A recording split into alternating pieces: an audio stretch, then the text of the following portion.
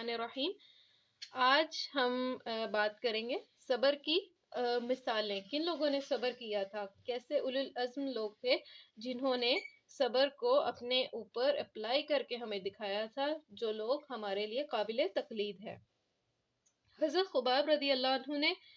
قریش کے ظلم و ستم کی شکایت جب اللہ کے رسول سے کی تھی تو آپ صلی اللہ علیہ وسلم کا چہرہ غصے سے سرخ ہو گیا تھا۔ آپ صلی اللہ علیہ وسلم نے کہا، سنو، تم سے پہلی امتوں کا حال یہ تھا کہ کفار بندہ مومن کو پکڑ لیتے تھے اور گڑھا کھود کر گاڑ دیتے،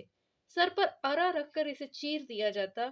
لوہے کی کنگھیوں سے ان کے گوشت کو نوچا جاتا یہاں تک کہ وہ ہڈیوں میں چبھ جائے، مگر یہ تکالیف بھی انہیں دین حق سے نہ ہٹا سکیں۔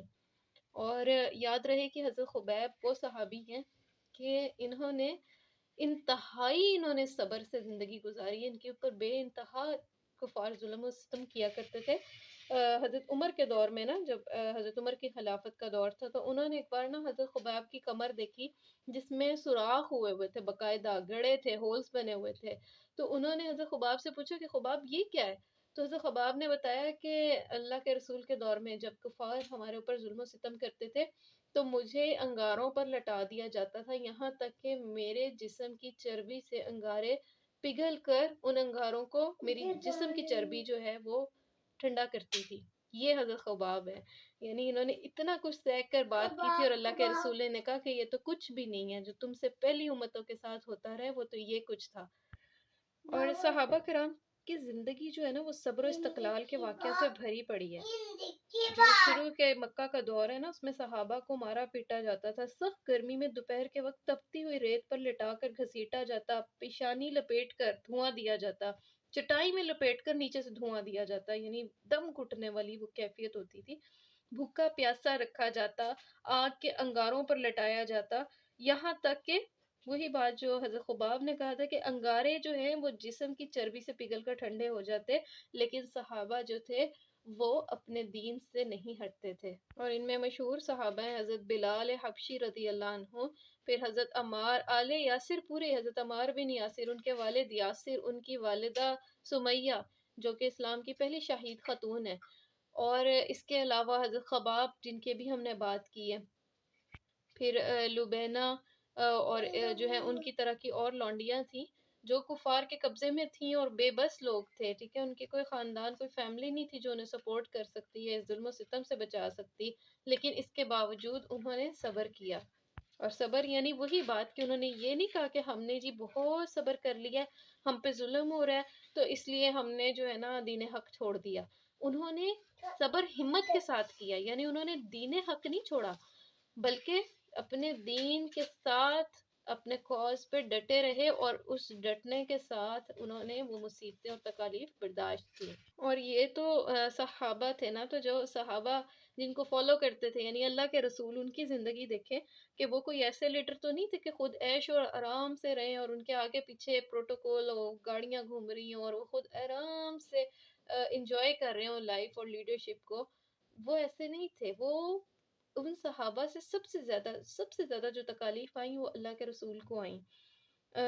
آپ صلی اللہ علیہ وسلم کی ایک حدیث پہ ہے کہ سب سے زیادہ تکالیف انبیاء کو آتی ہیں اور پھر ان سے قریبی ساتھیوں کو، اور انبیاء میں بھی سب سے زیادہ تکالیف اور آزمائشیں میرے اوپر آئی ہیں۔ آپ صلی اللہ علیہ وسلم کی تو پوری لائف جو ہے وہ ہم دیکھ لیں تو وہ اتنی تکالیف سے بھری پڑی ہے کہ ایک عام انسان ہو وہ تو کہے کہ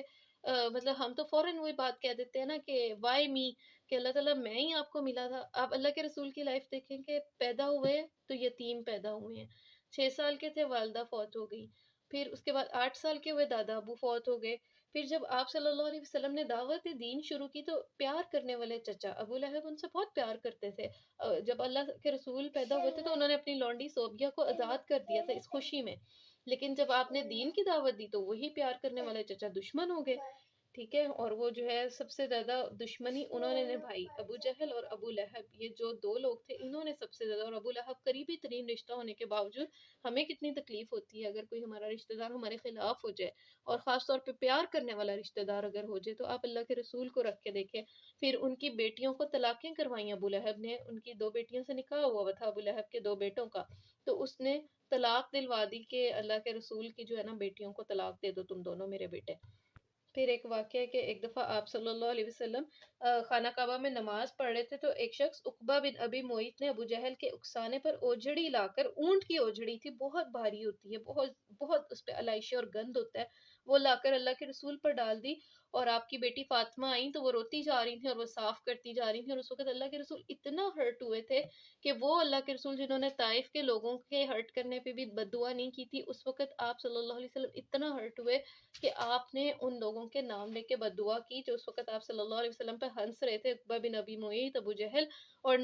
8 لوگ اور تھے، اور نریٹ کرنے والے صحابی یہ کہتے ہیں جنہوں نے یہ حدیث بتائی تھی کہ میں نے بدر کے کنویں میں نا، بدر کے جنگ کے بعد بدر کے کنویں میں ان 10 کے 10 لوگوں کی لاشیں گری پڑی دیکھی تھیں، یعنی اللہ کے رسول کی بد دعا بھی قبول ہوئی جب آپ صلی اللہ علیہ وسلم نے ہرٹ ہو کر بد دعا کی، ٹھیک ہے؟ تو آپ صلی اللہ علیہ وسلم کا صبر کیا تھا کہ آپ اپنے دین سے نہیں ہٹے، اور اس کے علاوہ اچھا صرف ظلم و ستم نہیں کیا، لالچ بھی بڑھے دیے کہ مال اور دولت کہتے ہو تو لاؤ، وہ لا کے تمہیں دے دے،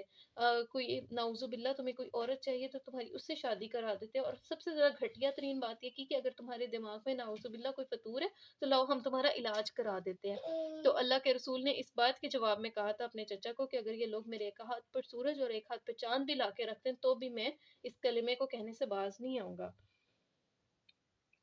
اچھا، پھر اس کے بعد سب سے بڑا ظلم قریش نے کیا تھا کہ جب حضرت ابو طالب نے اپنی سپورٹ نہیں واپس لی اللہ کے رسول سے، تو انہوں نے پورے بنی ہاشم سے بائیکاٹ کر لیا، اور بنی ہاشم جو ہیں وہ شیب ابی طالب، وہ ایک گھاٹی تھی جو حضرت ابو طالب کی جو پراپرٹی تھی، وہاں پہ یہ لوگ محصور ہو کے رہ گئے، اور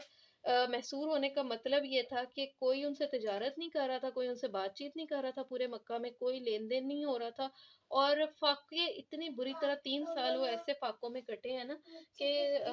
جو ہے اس وقت بنی ہاشم کے لوگ درختوں کے پتے اور چمڑا، ایک دفعہ تو چمڑا ابال کے جو ہے نا چبانے تک کی نوبت آ گئی تھی، انتہائی بری حالت تھی، اور بس چند ایک قریش میں اشخاص ایسے تھے جو ترس کھا کر آدھی رات کو اونٹ کے اوپر کچھ نہ کچھ غلہ یا کوئی چیزیں خفیہ طور پہ پہنچا دیتے تھے۔ پھر اتنی بڑی آزمائش آپ صلی اللہ علیہ وسلم پہ یہ ہے کہ پورے قریش نے پورے مکہ کے جو ہیں لوگ، انہوں نے اکا کر لیا تھا کہ آپ صلی اللہ علیہ وسلم کو نعوذ باللہ قتل کر دیں گے، اور وہ آپ کے گھر پہ پہرا دے رہے تھے، اور آپ صلی اللہ علیہ وسلم معجزے سے، یعنی ایک معجزہ یہ کہ آپ صلی اللہ علیہ وسلم سورہ یاسین پڑھتے ہوئے ہجرت کی رات گھر سے نکلے، اور یہ لوگ دروازے پہ پہرا دے رہے تھے، قریش کے ہر خاندان سے ایک ایک فرد جو ہے تلوار لے کے آپ کے لیے کھڑا ہوا تھا کہ آپ صلی اللہ علیہ وسلم کو نعوذ باللہ آج جو ہے نا ختم کر دینا ہے۔ تو اللہ کے رسول کا صبر دیکھے، استقامت دیکھے، ہمت اور بہادری دیکھے کہ آپ ان کی نظروں کے سامنے سے نکل کے گئے چلے، ٹھیک ہے؟ پھر یہاں پہ کہ آپ جب مدینہ آئے، اپنا شہر چھوڑنا کتنی مشکل بات تھی، لیکن آپ کا صبر تھا کہ آپ نے اپنے آبائی شہر کو ترک کر کر ایک نئی جگہ جو ہے وہ اپنا دینی ہیڈ کوارٹر قائم کیا، اب اور ساری عمر پھر آپ صلی اللہ علیہ وسلم وہاں سے واپس نہیں گئے، اور پھر مدینہ کے دور میں بھی منافقین تھے، مشرکین اور یہود تھے، مشرکین بار بار لشکر لے کے آ جاتے تھے، لڑائی کرنا شروع ہو جاتے تھے، مطلب اتنی جنگ بدر ہوئی، پھر احد، پھر خندق، کہ انسان تھک جاتا ہے، اور اللہ کے رسول پہ یعنی وہ دور ایسا تھا کہ ہتھیار نہیں اتارتے تھے صحابہ، ہتھیار بند ہو کر سوتے تھے، یعنی ہتھیار اپنے پہن کے ریڈی حالت میں سویا کرتے تھے کہ یہ نہ ہو کہ آج حملہ ہو جائے، یہ نہ ہو کل حملہ ہو جائے،